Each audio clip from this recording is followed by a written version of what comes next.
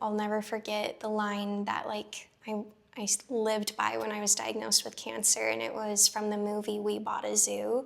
And the line is, sometimes all you need is 20 seconds of insane courage, and I promise you something great will come of it. And that line, just like every time I walked through the doors at the Mayo Clinic, it was just like, just 20 seconds of insane courage. Just step through the doors, get through chemo, and you'll come out and it's gonna be okay.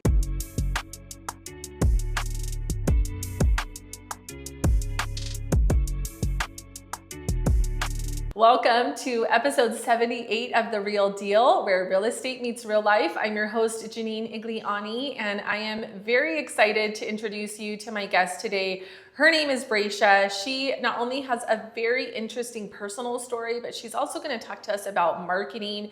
She runs a boutique marketing business. Did I get that right? Yeah. So I think we're going to learn a lot. I always love personal stories. So Brescia, thank you for being with us. Thank you. I'm so excited to be here. Yeah, this will be really fun. And it was super cool because your aunt is one of my clients that I've worked with for a very long time. I love their family. And she was the one that said, you need to have my niece on your podcast. So I love that. So anyone listening, if you think of anyone that I need to have on, let me know. But thanks for being here. Yeah, I'm so happy and excited to be here. Yeah. So as you know, we love to start at the beginning because that personal journey, kind of who we are and how we got to be where we are, makes up and kind of leads into your business. So can we start from the beginning and tell us, where did you grow up and all that good stuff? Yeah, absolutely. So I really did grow up in Gilbert, Arizona for the most part. Went to school, high school out here. A great experience living in Gilbert. It's, been part of my journey. I always tell people that I had, my family here, and then eventually went off to college in Flagstaff, Arizona at Northern Arizona University. I studied creative media and film. Nice. What made you decide that is what you wanted to study? Well, I've always known that I love videography. I love storytelling, and ever since I was little, I had a camera in my hand. I would get my younger brothers to be in videos that I would direct, and they would do it just kind of just to do it for me, but they didn't love it, but I loved it. So I was always creative, kind of when I first we had a home computer, and I learned how to edit videos and compose them, and it just felt like magic for me. Oh, that's so cool. Yeah, so I feel lucky that I knew at a young age what I wanted to do, and I just had to figure out how to turn it into a career, but ended up studying the creative media aspect at Northern Arizona University and really loved my time there. I was a sophomore in college when I studied abroad, actually in Italy, and studied some Italian cinema there, but came back from Italy and I had a routine physical with my doctor, and they found a lump in my neck, and turns out it was cancer, and I was diagnosed with Hodgkin's lymphoma cancer in college. And as a young adult, you kind of don't expect to be dealing with something like this. This is a community, like the adolescent and young adult cancer community, that isn't really represented. It's generally younger children and then the older generation. And so I kind of was like, what's next? How do I move forward? And I found a great team of doctors at the Mayo Clinic who took my case and helped me basically beat Hodgkin's lymphoma cancer through chemotherapy, and I was able to return to college the following semester. But that part of my journey, I've been through a lot of different health challenges over the years, but having cancer taught me a lot. And let's talk about that, because that's a life-changing moment. Yeah, totally. Was anybody there with you while was your family there? Yeah, so after the routine physical, they started with an ultrasound and then proceeded with a surgical biopsy where they pulled out the lymph nodes to test if they were cancerous. And I was seeing just an ear, nose, throat specialist at the time, and we were waiting for the office visit to see if they came back, with cancer. And I remember going into the office with both of my parents, and we were all sitting there, I'm very nervous, and he walked in the door and he was like, "Great news, you have Hodgkin's lymphoma cancer." And I was like, how is that good news? And he said, "Well, this is the cancer you want to get if you're gonna have cancer," because I learned later that non-Hodgkin's lymphoma is generally a lower success rate with the chemotherapy treatments. So when I found out I had the better cancer, that didn't make me feel any better. Right. So, Nobody wants to hear that. yeah. How long was your treatment then? How long were you doing the chemo, radiation, all of that? Yeah, so I had 6 rounds of chemo, and the protocol for Hodgkin's lymphoma cancer is like 4 to 5 rounds and then tacking on radiation. But we met with the radiologist, and he felt like because I was younger, it made more sense for me to just tack on extra rounds of chemotherapy because radiation has long-term side effects. So yeah, I went through 6 rounds of chemo. They gave me in each session 4 bags of drugs, and I got, a port inserted. It all went through that, and it was a icky, not good feeling and exhausting process, and it was just a really hard time in my life. So we just did our annual Cornhole for a Cause, and the beneficiary, 15 years old, diagnosed with Hodgkin's lymphoma as well. Wow, and I watched their family go through a very similar journey. And it's one of those things where it just doesn't make sense. You want to ask why. But how amazing and awesome that you're on the other side of that. Yeah, totally. No, I think, and it's really neat that you guys did that, and you have that tie to understanding Hodgkin's lymphoma. But yeah, I feel like having cancer allowed me to not take life for granted and take calculated risks and be brave. And I'll never forget the line that I lived by when I was diagnosed with cancer, and it was from the movie We Bought a Zoo. And the line is, "Sometimes all you need is 20 seconds of insane courage, and I promise you something great will come of it." And that line, just every time I walked through the doors at the Mayo Clinic, I was just like, just 20 seconds of insane courage. Just step through the doors, get through chemo, and you'll come out and it's gonna be okay. So wow, that's powerful. Yeah, so I live by that now. I love that. Oh my gosh, that is just such great wisdom. And it's so good to remember, just take the next step, right? Do the next right thing, even when you don't feel like it. And it does take courage. Oh my gosh, that's hard, You feel like crap when you're going through that. Did you ever have moments where you're like, I just don't want to fight. I just want to give up?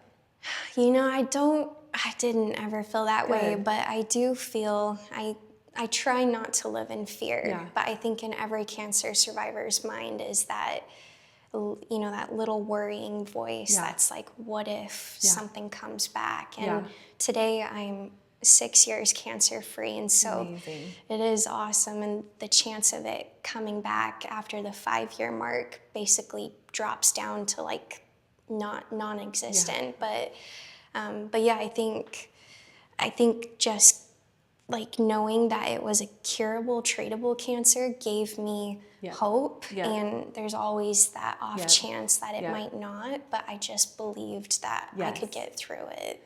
They say that your mindset when you're battling cancer or really anything is so huge, and that honestly will make the difference, right? They see that in the ones that want to fight, that I'm going to get through this and that will battle through. Those are the ones that have a higher success rate in the ones that don't. And so your mindset is so important. Totally. And I'm sure it's hard in those moments to maintain that, but even just having that little phrase that you can rely on, right? Yeah. To just get yourself in the door is probably so powerful. Yeah.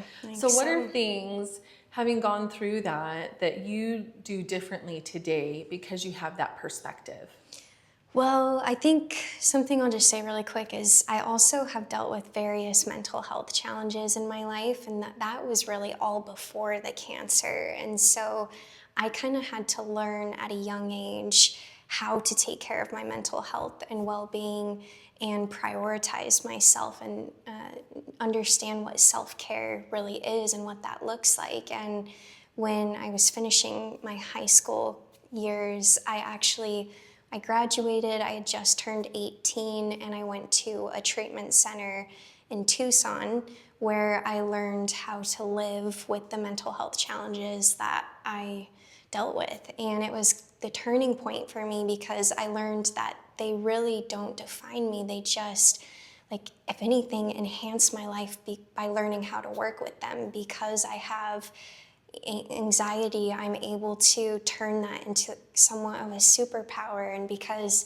I might be more OCD, it allows me to see things that maybe others that don't have those challenges can see. And so I think, and then on top of that, having cancer, I had this like huge tool set of being able to, like, I could pull from different areas when I was struggling. So like physically, really, I don't drink or smoke just for personal choices, but I feel like also that bleeds into taking care of my mental health and just kind of everything I've dealt with. Yeah. I've just kind of found that the more you listen to what your body needs and you're in tune with how you're feeling and you check in with your loved ones or support system, the more you're able to just manage the stressors of life and try your best to stay on top of just the challenges that come up. Yeah, wow.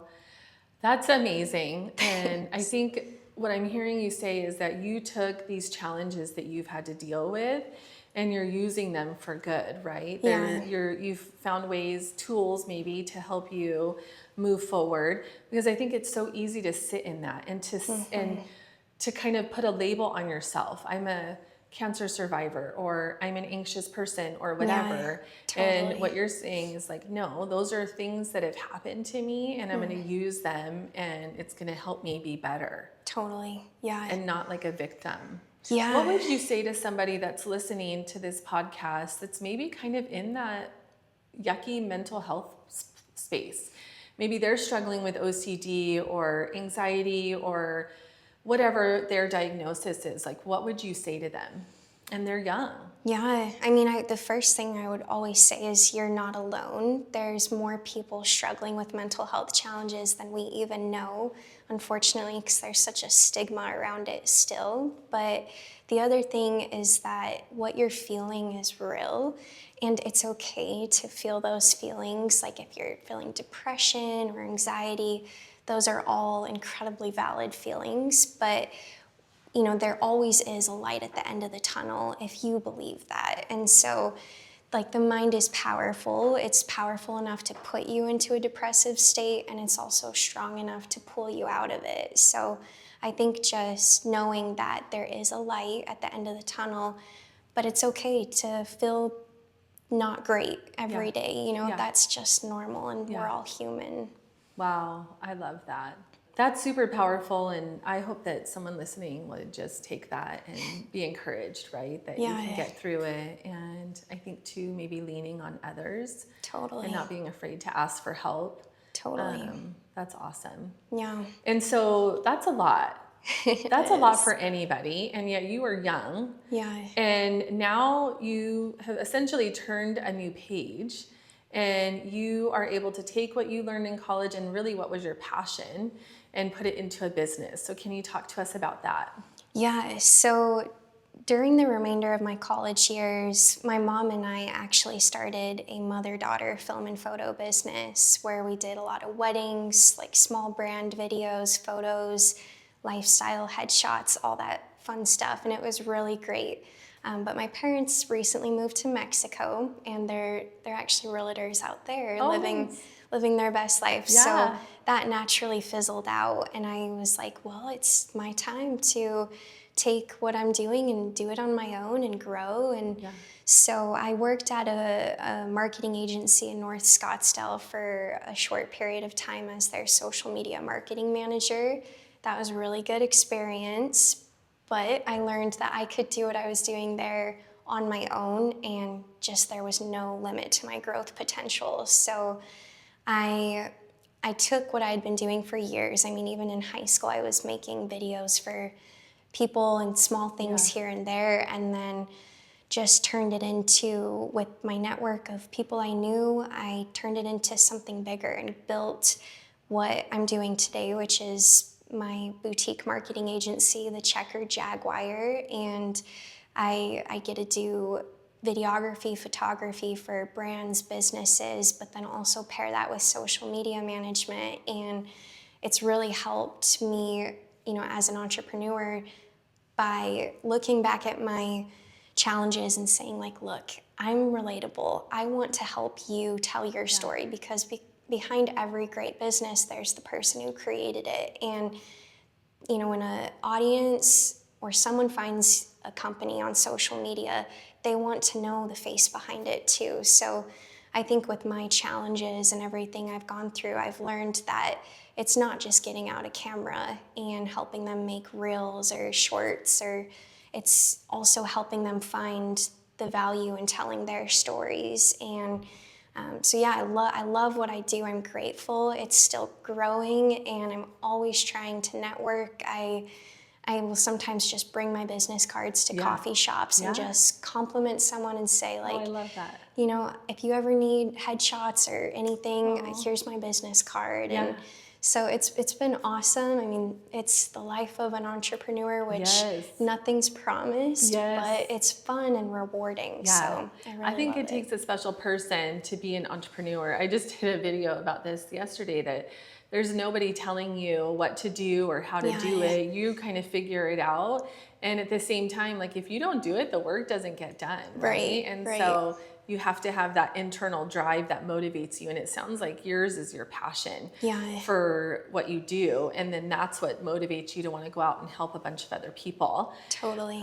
We were talking off camera that the social media marketing is not going away. Right. And if anything, it's free advertising, right? Like, I paid to have my ads in magazines or on billboards and whatnot, and yet that's cost me money, whereas I can put all the content out I want on social media platforms, and that it doesn't cost me anything, which is like so powerful. Right. We also were talking about how people will look at your social media almost like a resume for you to say, hey, is this somebody that I want to do business with? Are they credible? Do they do a good job? What do they do? Totally. What makes them different? So in light of that, what would you say are some best practices when it comes to social media marketing?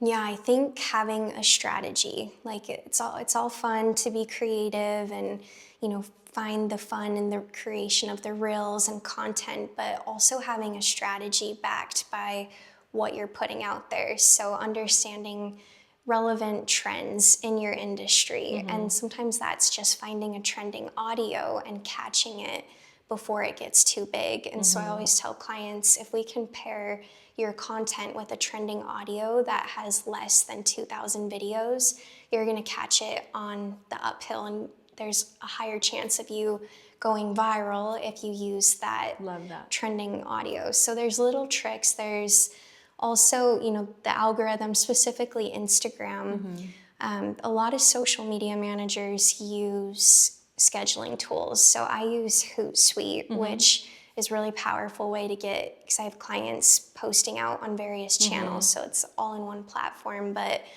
the big thing is knowing when to post. So you can understand that by looking at your analytics, and you can see, if I put, it's like trial and error, but you can see if I post like before 8:30 a.m., what does that look like versus if I'm doing an afternoon or midday post. But really, something people don't realize too is how important it is to not post at like 8 o'clock, 9 o'clock. You want to post on the in-between times, because a lot of social media managers schedule for that, like right on the hour time frame. And so you just have to find ways to get your content to stand out. And like I've done a lot of industry research in real estate, and it seems like some of the top, I'm sure you know, they have a strategy behind.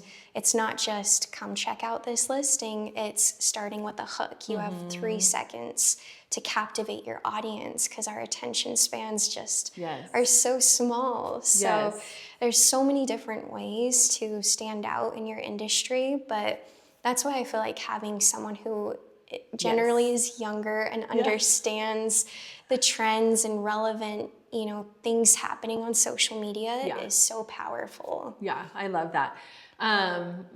Summer, I found her because she made a really cool video of her dad cooking on a Blackstone. And I was like, that's an awesome video. Would she want to do that for me? And she is super good. She's very young and just very, very good at what she does. And I love like all that you're sharing, because I feel like, okay, we're doing it. We're on the right track. Yeah. But I also love what you said in that it's intentional. It doesn't just the strategy aspect, right? It doesn't just happen. It's not like I post every once in a while. No, like we know this is what we're posting every day of the week. And then we're accountable to that. We don't have to think about it. And then we can add in the additional things from there. We also, I mean, it's hard. It's so funny. We were just talking about this yesterday. Like, who would have thought when we got into real estate that we were going to also be content creators? That we were also going to be marriage therapists, because that ends up happening too, right? Like there's all these, I thought I was just selling houses. No. But it is what it is, right? Totally. And if you have a business in today's world, you have to be on social media. And it's just the way of the world. Do you have a favorite platform? I'm partial to Instagram. Just, I feel like my generation grew up loving it. Like it started as a photo sharing platform, and we watched it evolve to being not just photos, but videos too. And obviously, like my parents use Facebook, and so I realized that a lot of the clients I'm going after are on Facebook. So yeah, I think it just depends. Each platform serves its purpose, and TikTok is generally for even younger than me, but you'll find everyone on, you know, every platform. But I think it's just been fun for me to watch the evolution of Instagram. But also YouTube is actually where I've gotten my most viral posts for clients and traction. So what's working on YouTube? YouTube Shorts, they're kind of like not tapped into as much. And if you know how to put the right keywords in, and there's like a hidden section after you've posted the short, you can go into the YouTube Studio Manager and you can put in keywords under the hashtags. And because it's an extra step, most people don't know about it. And so I feel like that's really helped. And then just putting keywords or like SEO, search engine optimization, friendly words in the title. Yeah. What about, I love that you shared that. And we really are working hard on that. And I think we have done a good job with, we just separated our YouTube, like our long form YouTube videos, and then we created a shorts account. Oh, nice. So only our shorts are showing up on there, because I was told that the length of time on your channel helps boost. And so when you have a bunch of shorts, but then you also have long form, it can throw those numbers off. Like I guess Joe Rogan, Mr. Beast, they all have their separate clips, I think they call it, right? Totally, yeah. No, I haven't even thought about that, honestly. But if that's what they're doing, those are the greats. Those are the ones who've mastered it. That's like a lesson, right? Is look at who's doing it and doing it well and just copy them. Totally, yeah. I never do that. No, it's true. And Mr. Beast, one of his filmmakers, has a whole video about the art behind content creation and how he works with Mr. Beast. And I mean, you could just type that in on YouTube and it's like an hour plus in length, but I've watched that and studied that and it's so cool because they've mastered it. And so learning from people like that, that's like free education. Totally. It's funny because I was just talking to somebody yesterday and she wants to move. She lives in Oregon and she wants to move to the Gilbert area. And she was telling me how she's been watching these videos on YouTube and she watched this one video that was talking about this and this other video, all about real estate, right? And I was like, I love that. And that is where they say that YouTube's the #2 most used search engine. And in the real estate space, you don't think people are going to go to YouTube to look up homes for sale in Gilbert, right? But they are. Right. And there are things that they're learning from YouTube. YouTube, I think, is a great learning platform. But also, I've heard that majority of people are getting their news from social media channels, not the news, like not Channel 4 or whatever, you know what I mean? Like we're not turning on CNN to learn, we're going to Instagram and getting our news that way. And so that's another reason, is to be the person that's bringing the news to the masses. Right. What are your thoughts on LinkedIn? I love it. I think it's a really powerful way to connect with people in your industry. I would say I use it personally for trying to network, but I don't post a ton of client work there. I work with an automotive group of companies, and our platforms are TikTok, YouTube, Facebook, and Instagram. We don't really do LinkedIn, but for example, if the owner of the company was like, I want to grow my personal brand and establish myself in the automotive industry, I would say, great, let's get your page front and center on LinkedIn. Yeah. So, but everyone's going to have a different opinion. That's just what I kind of do with my clients. But for real estate, I'm sure that's really important. Yeah, that's one area of opportunity I need to get on. Yeah. I also think, a mistake people make is trying to think they have to do everything all at once.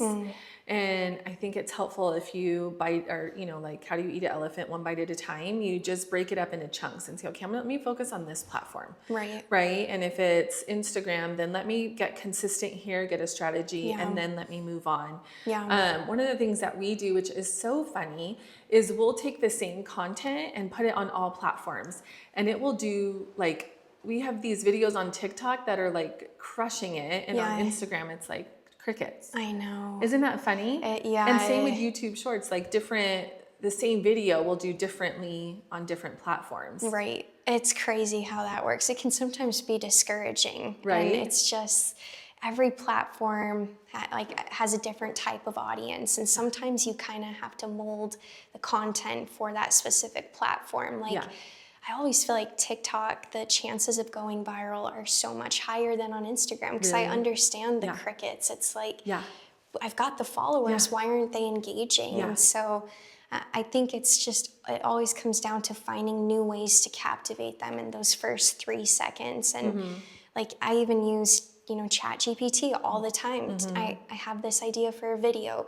Help me break it down with like 5 different viral hook ideas. Yes. That's too long. Help me change it to this. So finding ways to like use AI to enhance and help you with high performing, high level content. Yeah.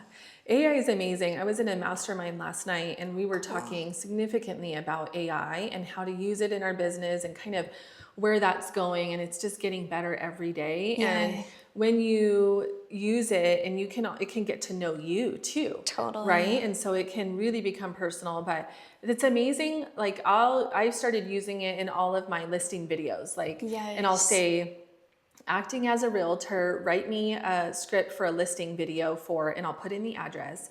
It knows all the info about it. Crazy. And it will even tell you, like, now cut to this shot and cut to that. And you're like, oh my gosh, it's amazing. Oh, it's so nice. It is so nice. It saves time. It saves time. And after, I always say this, I'm not a creative person in that way. My brain doesn't think that way. I sell houses, right? I'm not. So it just helps me to not have to come up with those ideas all the time. Totally, yeah. So, I know some people don't love the way we're progressing to AI, but I just think it might take away some jobs, but it might also just enhance learning how to do your job, but just do it smarter and work a little bit more efficiently. I agree. And it's not always right. Yeah. So you can't just trust it blankly. Right. You have to be critical, right? But also using it to your advantage. They were saying last night in my mastermind that AI won't replace realtors, but realtors who use AI will replace other realtors. Oh, I like that. Right? Yeah, and so take it, use it in your business to your advantage, and you will be a step ahead of everybody else. Totally. It's also super interesting too, because I think one of the unique things that social media does that's different from maybe other marketing channels is it gives you the opportunity to build relationship with others in that it's interactive, right? Someone can comment on a post and I can respond. It also gives them a chance to get to know me personally. So can you speak to the personal side versus professional side, and what should that look like? Like, how much should you be sharing? What should you be sharing? All of that. That's a really good question. I think it depends on your industry. Like, I would say I've worked with people in the home service industry, and some of those people are really affluential, and part of their brand is their image too. And so you can't tell their story without them in it. And we tap into that, you know, and for being a realtor, you don't just show up to work, clock in, clock out. You're always on the job, and you have to make calls, you know, work around the clock. And so helping clients see that you're also a mom, you're also, you know, you're maybe you have like a fitness routine and you try to maintain a balanced lifestyle. And so I think like for your industry, it does bleed into the personal side. And because that helps your potential home buyer or someone who wants to work with you feel that they can trust you, and that, okay, she's a real human, she's a mom, I'm a mom, I love that about her, like she's also killing it, like she's a badass, good for her. And so I think you have to know your audience, and certain industries I would say maybe need to stay more professional. Like if I was running the Mayo Clinic social media, I wouldn't go to the doctor's home after hours, you know, so I would want to show how they're helping patients and elevating their, you know, lifestyles. And so I think you have to be smart enough to understand what your audience wants to see from you, and then also like that trial and error. Maybe a day in your life video is going to perform better than a different kind of video. And so maybe that's part of your strategy, is one day in the life video per week, or you know, so it depends. But I think most cases it's important to show you, the person behind the business too. I love that. Yeah. That's good. That's hard, because it's like, it feels vulnerable sometimes, right? Like, are they going to like me if they, but it also, hopefully they will. And I think that's another part of it, is just being okay with not everyone, you're not for everyone. Right. But the ones that you are, when you show up authentically, like that bond is going to be even deeper. Right. The other thing I think that people forget about is you can't just post and go. Right? Like it's really helpful to interact, comment on others. What are your thoughts on that? Yeah, one of the clients I've worked with for years, she's a financial advisor, and just part of the strategy is engaging with her audience. And so she has a lot of high net worth clients, and so I'm going in acting as her and engaging with them. And that's important, because you're right, you can't just post something and close the app. You have to engage with your audience. And whether that means like setting a timer, like, okay, 30 minutes a day, I'm just gonna go in and I'm gonna respond. I'm gonna do like 10 story replies on Instagram. I'm gonna go comment. A cool thing that a lot of people don't know about is you can, like, you know, with hashtags, you can search that in the search bars. Then you could search like Gilbert family or Gilbert activities, and then go engage with those profiles, you know. And so finding people in your niche, in your world, and even if you don't follow them, just taking some time to engage. And I mean, the dark side of social media is it can be addicting. So you kind of have to find the balance. But once you do that and implement that, I feel like it's like the karma effect. You know, you put genuine comments, thoughtfulness out there, and then it'll come back, and people will engage with you because they appreciate your engagement. Yeah, I love that. Yeah. This is so good. I hope everybody on my team, I'm going to make them listen to this. I think everybody should listen to it if you have a business, because there's so many good things that you shared. Thanks. What didn't I ask you that I should have asked you? Oh, that's a good question.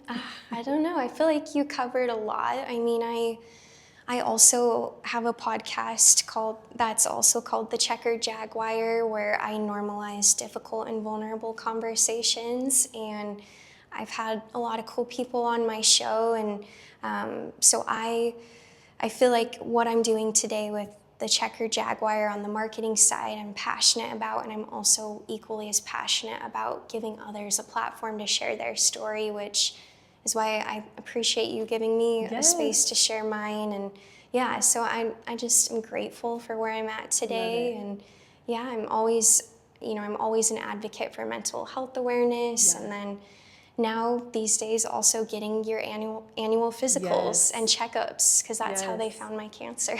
Yes, thank goodness for that. Yeah. If someone wanted to find you, maybe they want to work with you, how can they find you?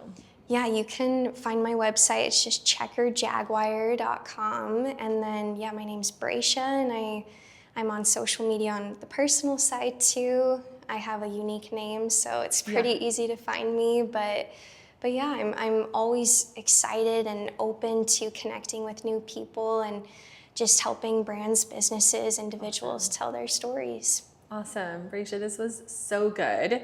We like to end with a speed round. So it's like rapid fire questions. Are you up for that? Yes. Okay, but before I jump into that, I feel like there has to be a story behind the Checkered Jaguar. Oh, yeah, there is. Can you share it? Yeah, thanks for asking. So I love vintage shopping and clothes and fashion. And I was at a vintage antique mall in Mesa, and I just, spend hours in there. But there was this booth that had this, I've never seen a jacket like this before. It was like an 80s, 90s black button-up jacket with a sequined jaguar on the back with checkers behind it.